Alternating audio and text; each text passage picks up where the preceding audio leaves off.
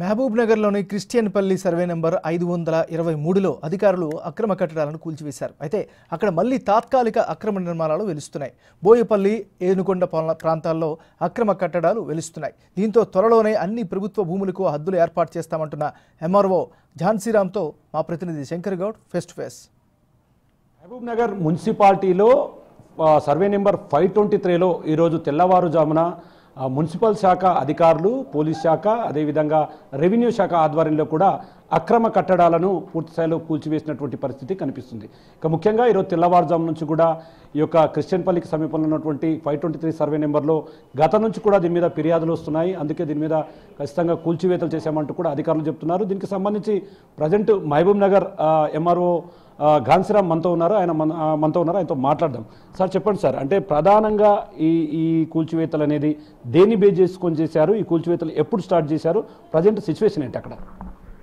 ఇప్పుడు మేము ఈ దాదాపుగా 1 మంత్ నుంచి నాకు కాంప్లైంట్స్ రావడం జరిగిందండి. నేను అసెంబ్లీ ఎలక్షన్లో ఇక్కడ జాయిన్ కావడం జరిగింది. అసెంబ్లీ ఎలక్షన్ అప్పటి నుంచి కొద్దిగా ఫోన్ కాల్స్ రావడం, ఇక ప్రభుత్వ భూమి ఆక్రమణకు గురవుతుంది, మీరు చర్యలు తీసుకోవాలని కాంప్లైంట్స్ రావడం వల్ల, కొన్ని రిటర్న్ కాంప్లైంట్స్ కూడా రావడం వల్ల మా టీం అంతా రెవెన్యూ స్టాఫ్ టోటల్గా అక్కడ ఏం జరుగుతుంది అనేది ఫీల్డ్ మీద నేను కూడా 2 సార్లు తిరగడం జరిగింది.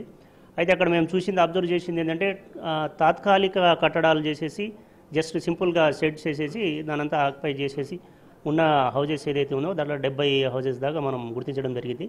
వాటిని తీసేయడానికి మేము ప్లాన్ చేయడం జరిగింది. దానికి పోలీస్ సహకారం కావాలి కాబట్టి పోలీస్ డిపార్ట్మెంట్తో కోఆర్డినేషన్ తీసుకొని, అలాగే మున్సిపాలిటీ డిపార్ట్మెంట్ కోఆర్డినేషన్ తీసుకొని నిన్న ఎర్లీ మార్నింగ్ 4 o'clock ఈ ప్రాసెస్ స్టార్ట్ చేయడం జరిగింది. దాంట్లో భాగంగా దాదాపు 70 హౌజెస్ దాకా, అంటే 70 కట్టడాలు టెంపరీ స్ట్రక్చర్స్ని మాత్రం తొలగించడం జరిగింది.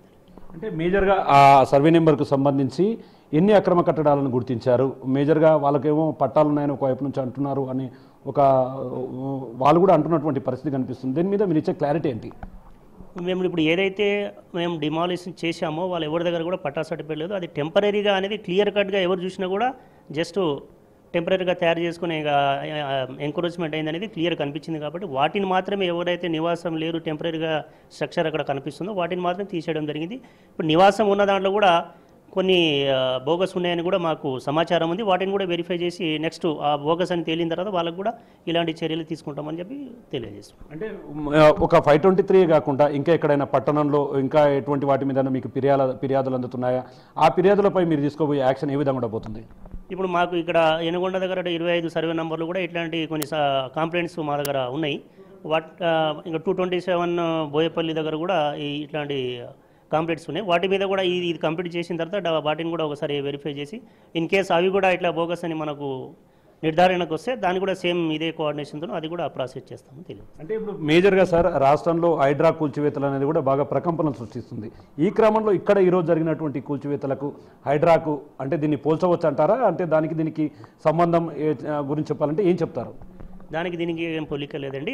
దాని ఇన్స్ట్రక్షన్స్ వేరే ఉన్నాయి. ఇది మాకు రెవెన్యూ డిపార్ట్మెంట్ ప్రభుత్వ భూమిని కాపాడే బాధ్యత రెవెన్యూ డిపార్ట్మెంట్ ఉంటుంది. దాంట్లో మండలకు సంబంధించిన తహసీల్దార్కి గవర్నమెంట్ ప్రభుత్వ భూములను కాపాడే బాధ్యత తహసీల్దార్ ఉంటుంది. కాబట్టి నా డ్యూటీని మేము చేసుకుంటూ పోతున్నాం.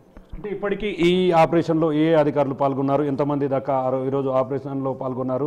ఓవరాల్గా ఇక్కడ అంటే ప్రజెంట్ అక్కడ సిచ్యువేషన్ ఏంటి? అంటే కూల్చివేసిన దగ్గర ప్రజెంట్ సిచ్యువేషన్ ఏంటి? ఇప్పుడు ప్రజెంట్ సిచ్యువేషన్ ఏమైనా కామ్గానే ఉందండి. పోలీసు వాళ్ళు కూడా ఉన్నారు, మున్సిపాల్, మా రెవెన్యూ, నా ఆఫీస్ స్టాఫ్ కూడా దాదాపుగా 15-16 మంది మేము ఉన్నాము. పోలీసు వాళ్ళు కూడా దాదాపుగా 60-70 మంది వాళ్ళు పార్టిసిపేట్ చేశారు. అక్కడ పీస్ఫుల్గానే మొత్తం తీసేయడం జరిగింది. వాళ్ళకు కూడా తెలుసు ఇది బోగస్ అని తెలిసి మనం ఎక్కువ ఏం చేయలేము అనేది కూడా వాళ్ళకు కూడా తెలుసు. కాబట్టి ఇక్కడ ఇష్యూస్ అంటే ఇప్పటివరకు అయితే ఏం లేదు.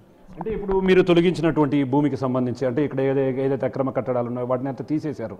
అంటే అక్కడ బౌండరీలు ఫిక్స్ చేయడం కానీ అంటే గవర్నమెంట్కి సంబంధించినటువంటి ఈ భూమిని అంతా కూడా మీ హ్యాండ్ ఓవర్లో పెట్టుకోనికి ఎట్లాంటి చర్యలు చేయబోతున్నారు? ఇప్పుడు నేను దానికి సంబంధించింది ఫినిషింగ్ చేయడానికి కొంత బడ్జెట్ కూడా అవసరం ఉంది. కాబట్టి దాన్ని కూడా నేను పై అధికారులకు దృష్టికి పెట్టి ఆ బడ్జెట్ రిలీజ్ తీసుకుని దాన్ని కూడా ఫినిషింగ్ చేసి బౌండరీ ఫిక్స్ అప్ చేసిన తర్వాత అక్కడ బౌండరీస్ కూడా క్లియర్ చేసిన తర్వాత అక్కడ బోర్డు కూడా వాతే కార్యక్రమాన్ని కూడా నేను చేపట్టబోతున్నాను.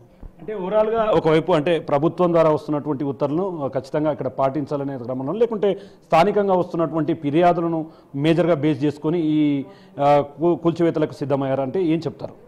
ప్రజల నుంచి వచ్చినటువంటి కంప్లైంట్స్ ప్రజలే మాకు వేడుకుంటున్నారు దీన్ని కాపాడండి అని చెప్తున్నారు కాబట్టి మా బాధ్యత కూడా గవర్నమెంట్ భూమిని కాపాడే బాధ్యత మాదే కాబట్టి దాని గురించి చర్యలు తీసుకోవడం జరిగింది.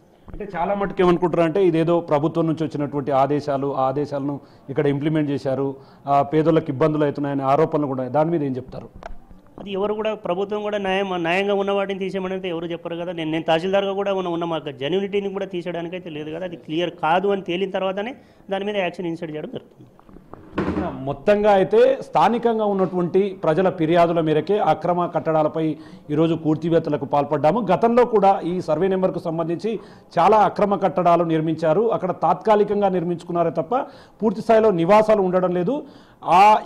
ఎక్కడైతే ఆ అక్రమంగా కట్టడాలు నిర్మించారో వాటిని దాదాపు 70 పైసలకు పైగా కూడా నీలమట్టం చేశామని, మిగతా ఉన్న వాటిలో కూడా చాలా మటుకు బోగస్ ఉన్నాయని క్షేత్రస్థాయిలో పరిశీలన చేసిన తర్వాత వాటిలో నిజమైన పట్టాదారులు ఎవరు, దాంట్లో ఉన్నటువంటి బోగస్ విషయాలంటి కూడా బయట పెడతామని చెప్తున్నారు. ఇదే కాకుండా మహబూబ్నగర్ ప్రాంతానికి సంబంధించి మరికొన్ని ప్రాంతాల్లో కూడా ప్రభుత్వ భూమి ఆక్రమణలకు గురైంది.